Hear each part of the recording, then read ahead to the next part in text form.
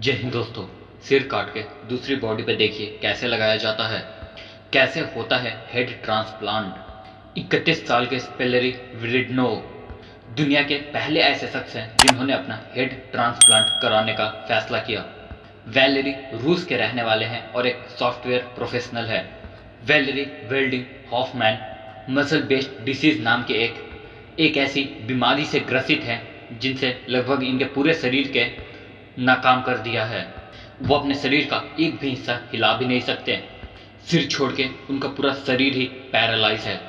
Valerie के शरीर को एक ऐसे डोनर के सिर पे लगाने का दावा किया गया है जिसे डॉक्टर ब्रेन डेड घोषित कर चुके थे। इस सर्जरी में जो खतरे थे उससे वैलेरी पूरी तरह वाकिफ भी थे, लेकिन जो डॉक्टर हेयर ट्रांसप्लांट यानी कि उनका शरीर किसी दूसरे के शरीर में प्रत्यारोपित करने का दावा कर रहे हैं वो खुद में ही काफ़ी ज़्यादा विवादित हैं।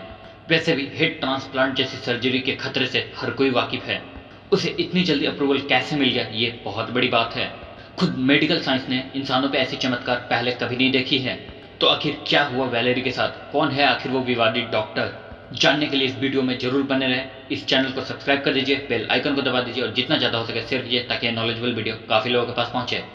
दोस्तों, आपने इंसानी अंगों के ट्रांसप्लांट के बारे में सुना होगा। इसमें दिल से लेकर किडनी तक का ट्रांसप्लांट शामिल है, लेकिन जब बात फुल बॉडी ट्रांसप्लांट की हो तो हैरानी होना लाजमी है, क्योंकि इसमें किसी इंसान के सिर को दूसरे शख्स के शरीर पर लगाया जाएगा। और अगर ऐसा कुछ मुमकिन हो जाए तो ये किसी चमत्कार से कम नहीं होगा।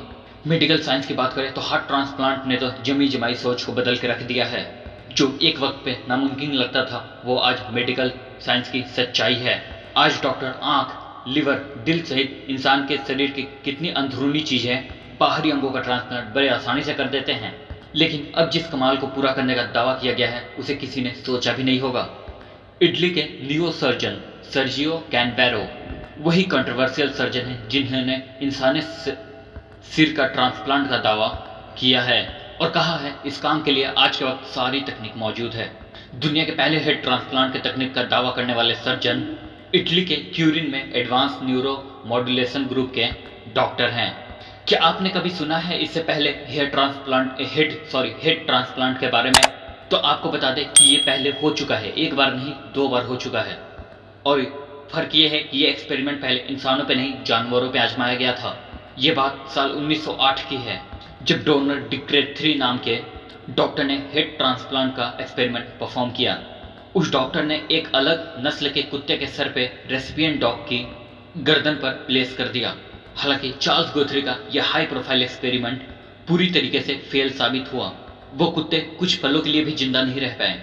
यही नहीं दोस्तों, अमेरिका के सर्जन रॉबर्ट डिसाइड ने ऐसा ही एक्सपेरिमेंट किया। इस बार उन्होंने एक्सपेरिमेंट के लिए कुत्ते की जगह बंदर को चुना। ये एक्सपेरिमेंट कामयाब भी रहा, लेकिन पूरी तरह से नहीं। ऑपरेशन के बाद मंकी को स्मेल समझ रहा था, उसे सुनाई और दिखाई भी दे रहा था, साथ ही उसके दूसरे फंक्शन भी ठीक ठाक काम कर रहे थे। लेकिन महज 8 दिन जिंदा रहने के बाद उसकी भी मौत हो गई, क्योंकि इस एक्सपेरिमेंट के दौरान बंदर के सिर को दूसरे की रीढ़ की हड्डी से नहीं जोड़ा गया था। इस टाइम पे कई बड़े डॉक्टर ऐसे एक्सपेरिमेंट के सख्त खिलाफ थे।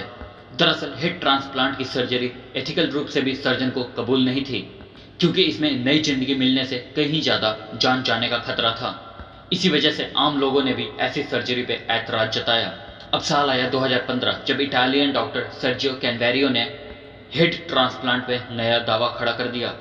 उनका दावा था कि दुनिया भर में वो हेड ट्रांसप्लांट को सक्सेसफुली करके दिखाएंगे। डॉक्टर कैनवेरो को ये सर्जरी चाइना में करनी थी, क्योंकि उस वक्त पे अमेरिकी सरकार किसी भी तरीके से इस सर्जरी को सपोर्ट करने के लिए तैयार नहीं थी। यूएसए इनकार डॉक्टर कैनवेरो को चाइनीज गवर्नमेंट और Chinese orthopaedic surgeon Jong ping ring का समर्थन मिल गया।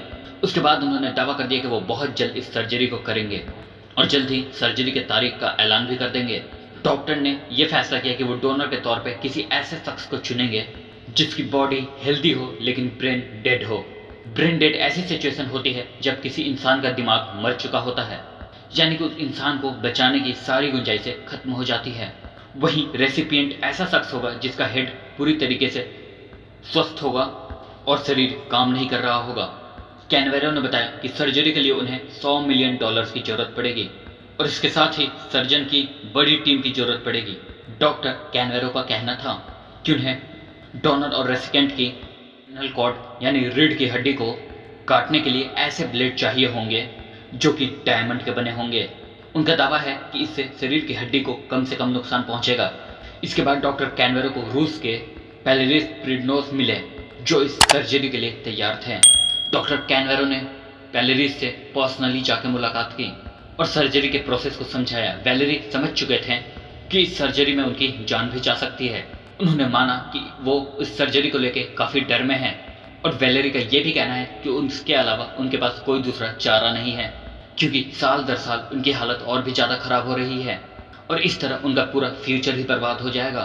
दरअसल इस ट्रांसप्लांट में सबसे बड़ी रुकावट यह है कि दिमाग पूरे शरीर को रिजेक्ट भी कर सकता है और नर्वस सिस्टम को बिना नुकसान पहुंचाए सिर को किसी डोनर के शरीर में जोड़ना ताकि खून की सप्लाई में किसी तरह की रुकावट ना आए और शरीर का कोई हिस्सा बेकार भी ना हो, ये एक बड़ी चुनौती है। लेकिन डॉक्टर सर्जियो का कहना है कि इम्यूनोसप्रेसेंट के जरिए रिपर्सन को रोका जा सकता है।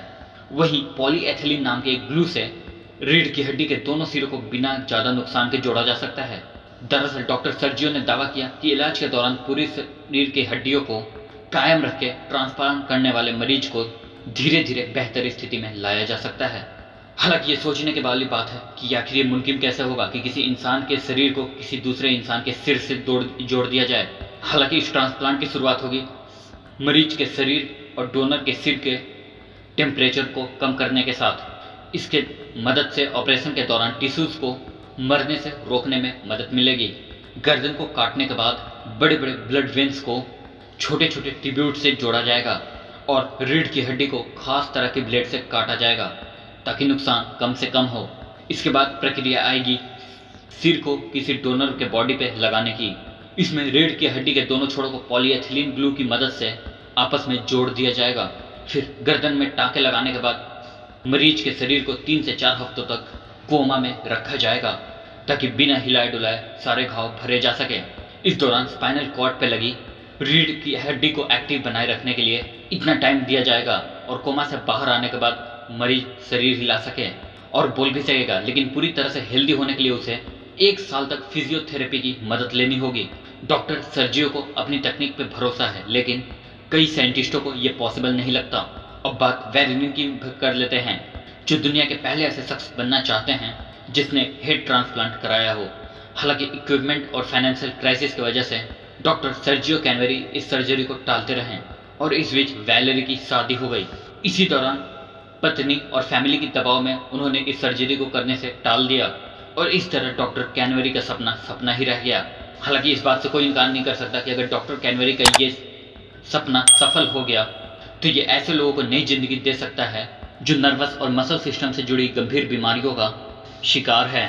साथ ही उन लोगों की ज़िंदगी भी बदल सकते हैं जो कैंसर जैसी बीमारी से जुड़े हैं। दोस्तों, आपकी क्या राय है इस बारे में? क्या मेडिकल साइंस को इस दिशा में आगे बढ़ना चाहिए? क्या हेड ट्रांसप्लांट होना चाहिए?